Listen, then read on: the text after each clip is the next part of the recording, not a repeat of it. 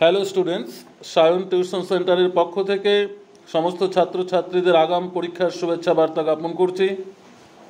প্রতি বছরের মতো এবারও আমরা লাস্ট মিনিট সাজেশন নিয়ে তোমাদের সামনে উপস্থিত হয়েছি। তোমাদের এখন যে সাজেশনটি লাস্ট মিনিট সাজেশনটি প্রেজেন্টেশন করছি তা হলো ফোর্থ সেমিস্টার এবং সিক্স সেমিস্টার সেক হিস্ট্রি। ফোর্থ সেমিস্টার এবং সিক্স সেমিস্টারের সেক হিস্ট্রি সাজেশনের ফার্স্ট 10 নম্বরের যে প্রশ্নগুলো তোমাদের পড়তে হবে, অত্যন্ত গুরুত্বপূর্ণ প্রশ্ন, সেই 10 নম্বরের প্রশ্নগুলো তোমাদের সামনে প্রেজেন্টেশন করছি, তোমরা দেখে নাও। ফার্স্ট কোশ্চেন, সুলতানি যুগের স্থাপত্য কর্মের উপর একটি প্রবন্ধ রচনা করো। সুলতানি যুগের স্থাপত্য কর্মের উপর একটি প্রবন্ধ রচনা করো। সেকেন্ড কোশ্চেন, মুঘল যুগের শিল্প স্থাপত্যের পরিচয় দাও। মুঘল যুগের শিল্প স্থাপত্যের পরিচয় দাও। পরের প্রশ্ন, সম্রাট আকবর থেকে শাহজাহানের আমল পর্যন্ত মুঘল স্থাপত্য শিল্পের পরিচয় দাও। পরের প্রশ্ন, পল্লব শিল্পের স্থাপত্যের পরিচয় দাও। পরের প্রশ্ন, উত্তর ও দক্ষিণ ভারতের মন্দির স্থাপত্য শিল্পের পরিচয় দাও। 6 নম্বর প্রশ্ন, মৌর্য যুগের শিল্প স্থাপত্যের পরিচয় দাও। মৌর্য যুগের শিল্প স্থাপত্যের পরিচয় দাও।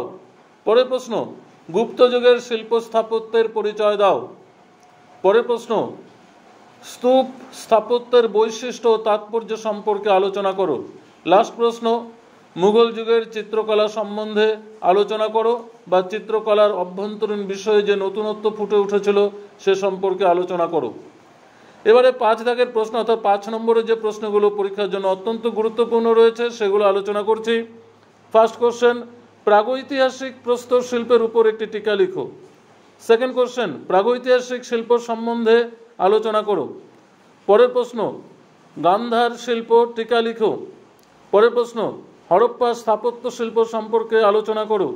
পরের প্রশ্ন, মথুরা শিল্প সম্বন্ধে টিকা লিখো।